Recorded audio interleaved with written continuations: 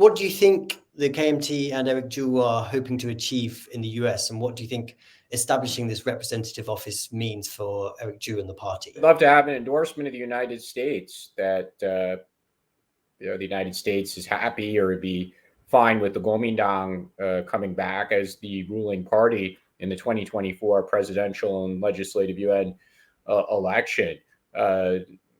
Whether that's going to happen, I mean, the likelihood is pretty low, especially this far ahead of the January 2024 election. They say that this office will help explain the Kuomintang's positions to the American government and other stakeholders in the United States. The problem is the Kuomintang doesn't really have many positions. They don't really have a clear policy on many domestic as well as foreign policy, China, national defense issues. So it's unclear what they'll be articulating to the United States. The KMT's image, and particularly its international image, has come under criticism in recent months and years. How do you think Eric Chu and the KMT might be looking to remedy that with this trip to the US and opening a representative office? Well, again, this trip to the US or the representative office is not some kind of magical solution to the Kuomintang's image problems, whether domestically, where recent polls show their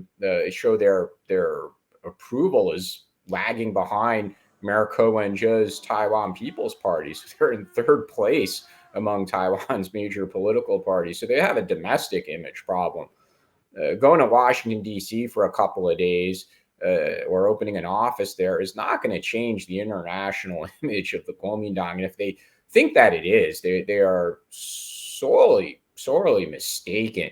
What will change their international image is getting the support of the Taiwan voters. But recent events, indicate that the Kuomintang perhaps just doesn't seem to get it. Could you tell us a bit about how important the US is for local political parties and local politics in Taiwan?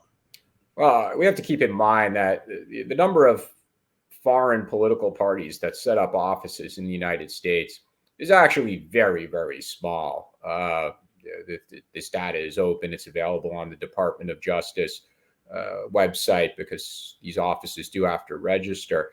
And very often when a political party registers an office in the United States, not in all cases, but in many cases, they're coming from a country that is unstable, or they've been thrown out of power either democratically or due to an undemocratic change in government, such as a military coup or popular protest. And they're in Washington and have an office because they're seeking some kind of redress, hopefully with the support of the United States, so that they could come back to power in their home country. So it's actually somewhat of an odd group to want to join by having an office in Washington, D.C. In some ways, it's almost an act of desperation.